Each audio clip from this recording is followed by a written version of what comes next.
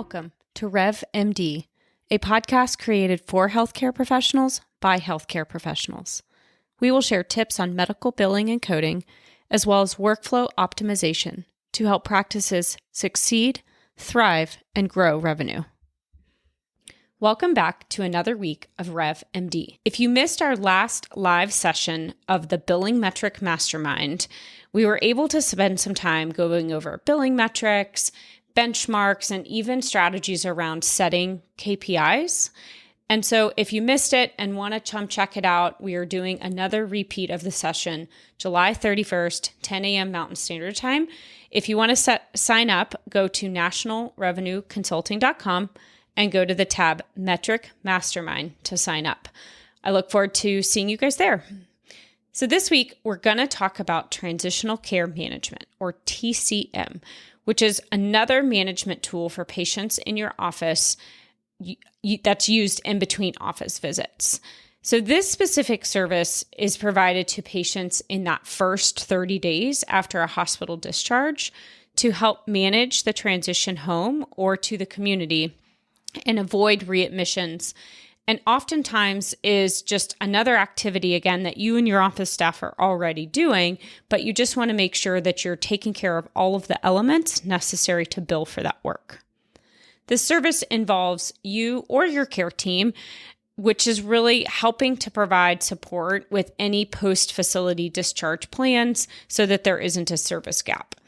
So this means taking responsibility for the patient's care and helping manage any moderate or highly complex medical things that are going on, which may remain after immediately discharging from the hospital. And those can actually be medical or even psychosocial. So the key with this is really just that added additional support in between discharge and the time it takes to get them back on a regular schedule for frequent visits, depending on what's going on with them clinically. So some examples of transition care are going to include things like, are you coordinating care between physiatry or occupational therapy? Are you providing additional education for the patient or even their caregiver team regarding things like, monitoring blood sugars, right? Or recording their daily weights. Some other examples include maybe your staff is helping coordinate services with home health or a medical equipment supplier. And we'll kind of go over in detail over each of the elements. But essentially the key is that you're working with this patient and communicating with this patient, and then also having a face-to-face visit within either a 7 or 14-day period post-discharge, which is going to depend on the patient's clinical severity, which I'll go over. So let's talk a little bit about the requirements for TCM services. Like I mentioned, that TCM period is really that 30-day period that begins on the patient's inpatient discharge date and then continues for the next 29 days. So patients can be discharging from a number of different places. It can be either an inpatient or a partial hospitalization setting. Some examples of that include inpatient acute care hospital, right? That makes sense. Inpatient psych hospital, long-term care hospital, skilled nursing facility, inpatient rehab, hospital outpatient observation or partial hospitalization, or even a community mental health center. Those all count. Both primary care doctors or any specialists can offer TCM services, and these services consist of 3 specific elements of care during that 30-day period. This includes an initial interactive contact, then a non-face-to-face coordination of care, which we'll go over in more detail, and then also an office visit. All elements are mandatory in order to bill for TCM services. And of course, if they're not clinically necessary, you certainly don't need to finish all of the elements. You just may not qualify for billing for each of them. So as you guys can imagine, there's a number of different benefits for both the practice and the patient, and really the healthcare system as a whole. Obviously, this is going to benefit the health of the patient. You're really making sure that there's a successful transition after hospitalization without any gap of care for the patient. And what I found interesting when working on this episode is that close to 20% of Medicare fee-for-service discharges result in a rehospitalization within 30 days. And this actually costs the healthcare system, again, as a whole, $44 billion each year. And if you guys know me, and if you know me well, my number one priority in both my day job and in this podcast and our billing company is reducing waste or improving on inefficiencies in our healthcare system. So I think this can be a very beneficial program and also can provide some revenue for the practice because, again, most of the time you guys are already doing this anyway. What I also found interesting is that according to the American Journal of Medical Quality, patients decreased their odds of hospital readmission by nearly 87% when they participated in a TMS program. And so, again, there's a huge benefit to our healthcare system and our patients when this is implemented and done well. Obviously, reduced readmissions also help satisfy some performance indicators that are measured by Medicare, which can raise your reimbursement rates right through that MIPS or a merit-based incentive payment system score. So just another benefit to the practice. So now we're going to spend a little bit more time going into detail on each one of the three elements of the TCM program. As I mentioned, the first is that initial interactive contact with the patient, which is a simple outreach to the patient or even their caregiver. Now, this is required to be performed within 2 business days following the patient's hospital discharge, which is going to require good coordination between the hospital team, even the patient's family, and your staff. And this may actually take some coordination on your part ahead of time with local hospitals or even working with the family to say, hey, if a loved one is hospitalized, please make sure you reach out if we haven't been in contact so that we know that you're in the hospital or we know that your loved one's in the hospital. This initial contact can be done by telephone, email, or even face-to-face. It can be done by the provider or really any clinical staff in the office. The conversation is just really something to touch on how the patient's doing since they've been discharged, and then go over some of the next steps in the TCM process so that they know that you're reviewing what happened in the hospital, you're making sure that they have what they need, and that you'll be setting up an office visit.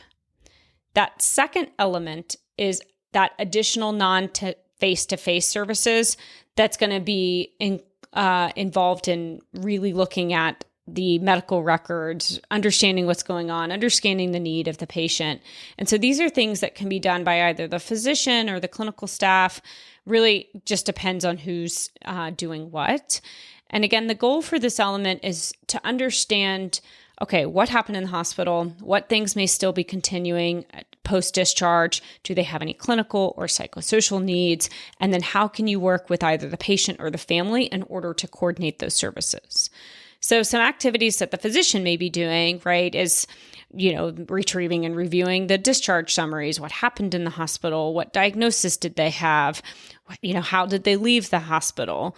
Also interacting with any healthcare professionals or care team members who were taking care of the patient in the hospital.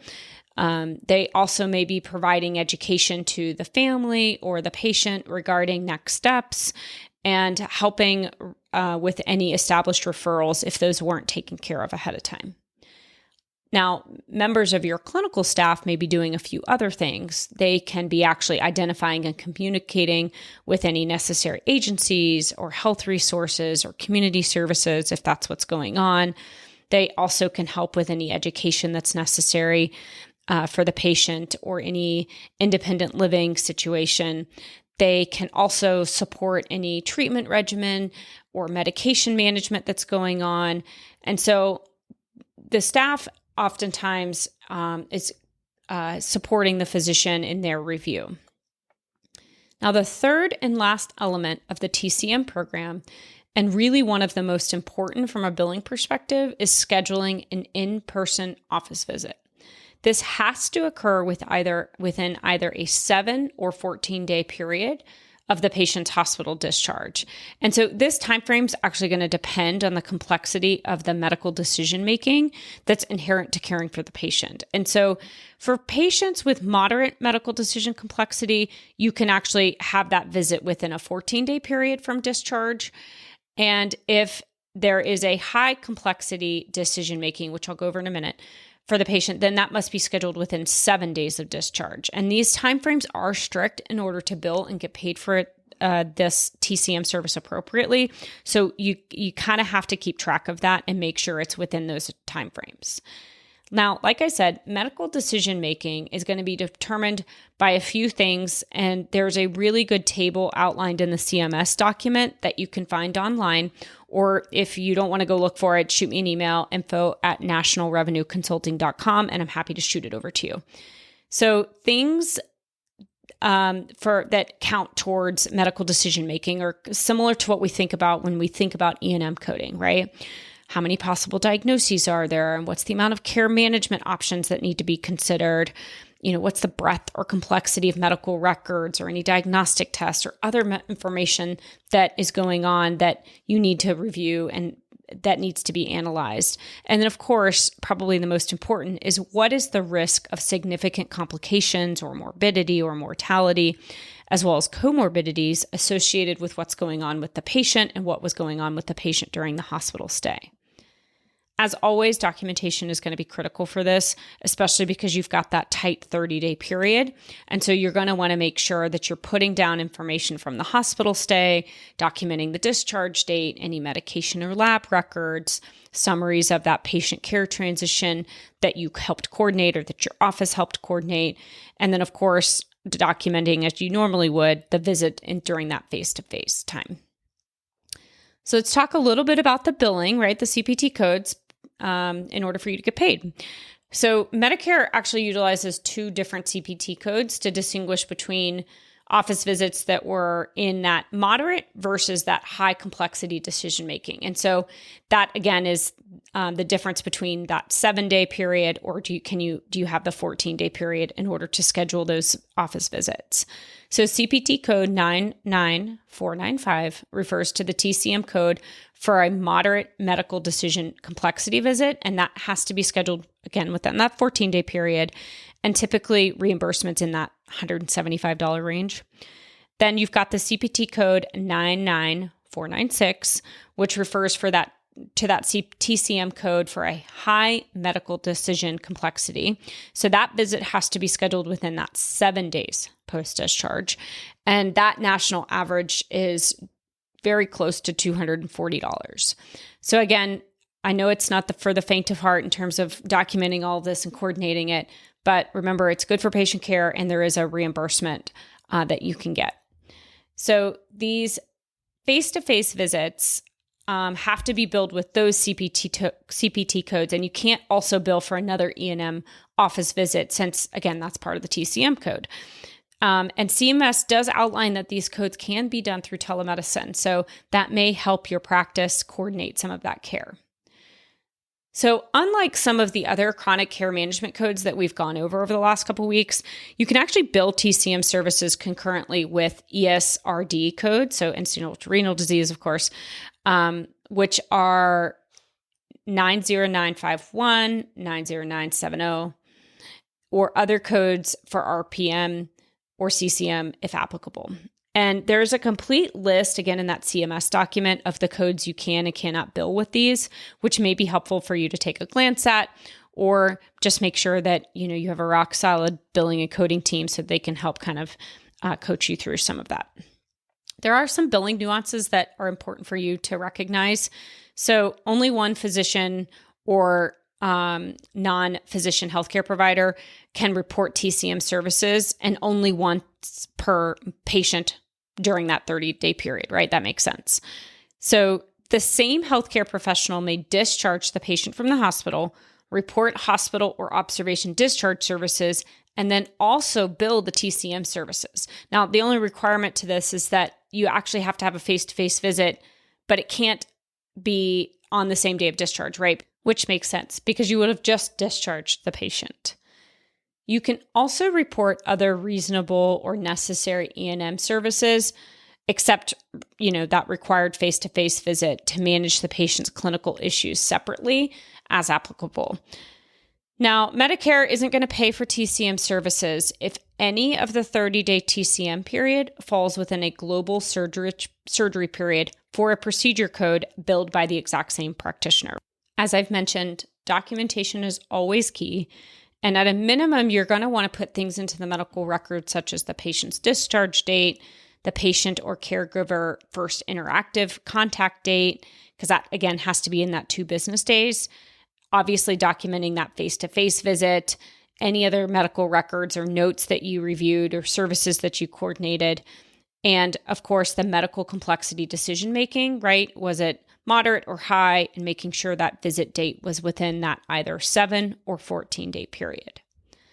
I did glance over some great FAQs that may be helpful and maybe things that you're thinking about. So the first is going to be, how do you count 2 business days for the required phone call or interactive contact with the patient? So as I mentioned, right, that first requirement of TCM is direct contact with the patient within 2 business days after discharge. The day of discharge doesn't count as that first day. So it's the next business day as the first day. For example, if a patient's discharged on a Monday, then Monday doesn't count. Tuesday will be day 1, and therefore Wednesday will be day 2. So contact must happen by the end of the second business day, which is a Wednesday. Another common question is, what if you already had a patient's follow-up appointment scheduled within 2 business days? Can you still bill TCM?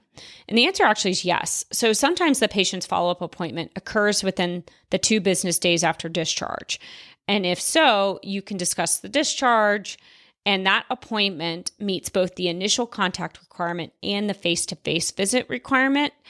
And the exact CPT definition for that initial contact is going to be communication that includes direct contact, telephone, or electronic. So therefore, that follow-up patient counts for that initial contact element. Another common question is, does an emergency department visit qualify for a TCM visit? And unfortunately, the answer is no. Emergency department visits are excluded. There are services that cannot be billed during that 30-day period by the same provider because they're considered duplicate work. And I'm not going to run through all of those details, but either your certified biller or coder can help with that, or again, that CMS document that I'm referring to does have some good comments in that. So thanks again for joining this week. I want to take a minute and just thank everybody who's been listening. We actually hit 2,000 downloads this weekend, and that's just within 2 months of being live.